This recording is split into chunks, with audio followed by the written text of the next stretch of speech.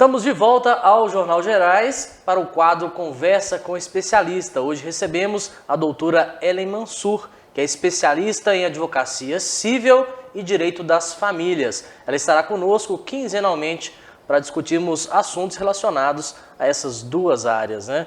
A essa área da família, na verdade, né?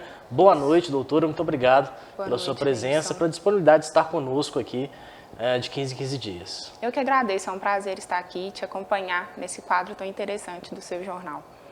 Muito bem, o tema de hoje é pensão alimentícia. Doutora, vamos começar falando sobre quem tem direito a receber pensão alimentícia. Exatamente, Davidson. Então, a pensão alimentícia ela é tão importante, né, porque ela é uma forma de garantir a dignidade das pessoas. Então, é uma pauta que deve ser trazida e esclarecida, sim, para a sociedade. Quem tem, então, o direito de receber a pensão, né? Vamos lá. Normalmente a gente vê muitos menores, crianças e adolescentes solicitando a pensão alimentícia, então nós ficamos muito focados em achar que só eles podem receber. Mas não, a pensão alimentícia ela pode ser solicitada por qualquer pessoa que tenha uma necessidade, que não consiga ali com os meios próprios, né, suprir as suas próprias subsistências. Então qualquer pessoa, se ela tiver, por exemplo, uma enfermidade, né, igual idosos, a gente vê muito idosos solicitando pensão alimentícia, eles podem sim solicitar tendo essa necessidade. O Código Civil fala que os parentes, cônjuges e companheiros podem solicitar entre si a pensão alimentícia, se houver necessidade. Então, só isso que é bom a gente dar um foco, porque por mais que todos os parentes podem solicitar ali a pensão entre si, é interessante observarmos que primeiro a gente tem que solicitar para os parentes mais próximos e depois para os parentes mais remotos. Por exemplo, um menor não pode solicitar automaticamente a pensão alimentícia diretamente para os avós. Primeiro tem que respeitar aquela linha de proximidade. Uma hierarquia. Exatamente. Né? Primeiro pede ali para os pais não tendo condições, né, ou então estando pré-morto, que a gente fala que já tenha falecido, aí que vai solicitar para os avós e assim por diante. Doutora, e quais despesas aí englobam a pensão? Interessante essa pergunta, porque por ser pensão alimentícia, a gente sempre leva a crer que são apenas alimentos. Mas não. A pensão alimentícia, ela vai englobar ali todas as despesas necessárias para a vivência digna de uma pessoa. Moradia, os próprios alimentos, transporte, saúde, educação. Então, a pensão alimentícia, ela precisa englobar todas essas despesas necessárias para a vida digna de uma pessoa. A gente ouve muito dizer naquele percentual de 30%, Sim. Né? Esse percentual, ele é obrigatório? Como é que funciona? Não, na verdade não. Não existe um percentual fixo na legislação brasileira. Isso não existe. O que o juiz faz é pautar em alguns parâmetros, alguns critérios que a própria lei nos dá. O primeiro deles é a necessidade de quem está pleiteando a pensão alimentícia, de quem precisa daquela pensão. Vai ser analisado ali se de fato ela precisa, por que precisa, o quanto ela precisa e a possibilidade de quem vai pagar a pensão. Verificar se a pessoa trabalha, se é empresário, quais são as reais condições dela pagar a pensão alimentícia. E aí o juiz ele vai, de forma proporcional, chegar a um valor observando esses dois critérios. A necessidade de quem vai receber e a possibilidade de quem vai pagar.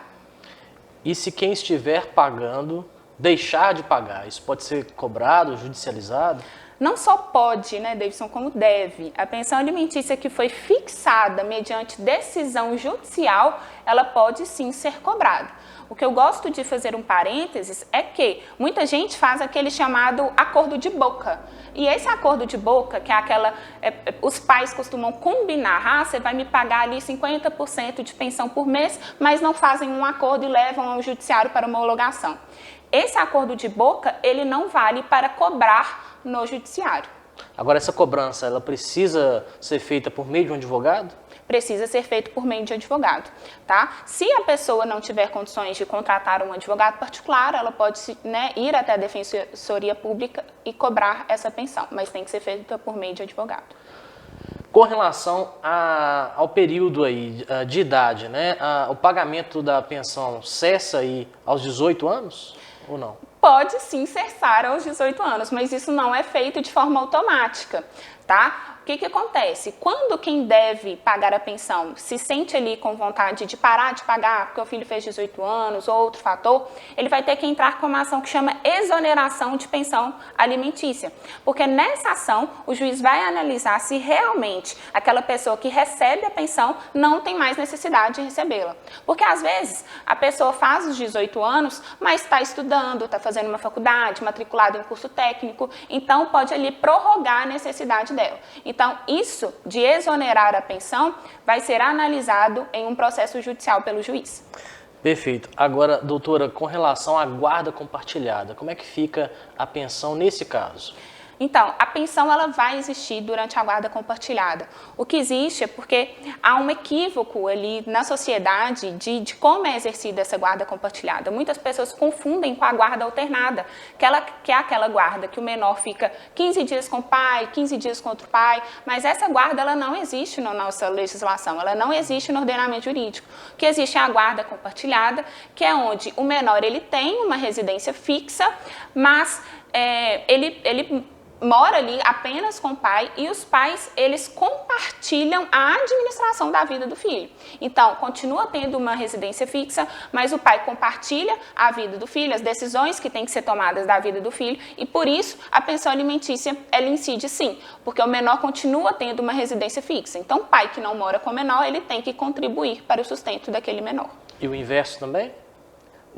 No caso do filho morar com o pai, o pai pode requerer a pensão da mãe? Claro, às vezes a gente fala mais pai Isso. porque é mais comum, mas a pensão alimentícia ela pode ser fixada tanto para o pai pagar quanto para a mãe pagar. Depende da situação de cada realidade, de cada família. Vale cada caso. Vale cada caso. Cada caso, eu falo que no direito de família tudo depende. Cada caso tem que ser analisado de acordo com a situação e com as especificidades desse caso. Agora, doutor, uma dúvida também que chega muito, né, e que aparece muito é com relação às mulheres grávidas. Sim. Elas precisam aguardar o filho nascer para requerer a pensão ou já podem requerer de forma imediata? Não, bem interessante essa pergunta, porque quase não é usual as mulheres grávidas utilizarem do direito que elas têm, que é o alimento gravídico, que existe uma lei específica para esses alimentos gravídicos. É uma pensão alimentícia que o juiz pode fixar para auxiliar a mulher grávida ali nesse período de gravidez com as despesas relacionadas à gravidez. Parto, internação, assistência médica, psicológica, tudo ali que envolve mesmo a gravidez. E o mais interessante, Davidson, é que essa pensão alimentícia, esses alimentos gravídicos fixados durante a gravidez, quando o feto nascer, quando o filho nascer, eles são convertidos automaticamente para a pensão alimentícia do menor.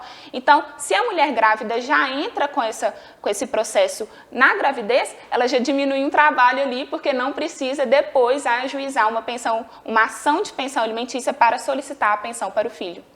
Muito bem. Conversamos então com a doutora Ellen Mansur, que é especialista em advocacia da família, né, direito da família, advocacia civil. Doutora, muito obrigado pela sua presença. Eu que agradeço, espero aqui daqui 15 dias.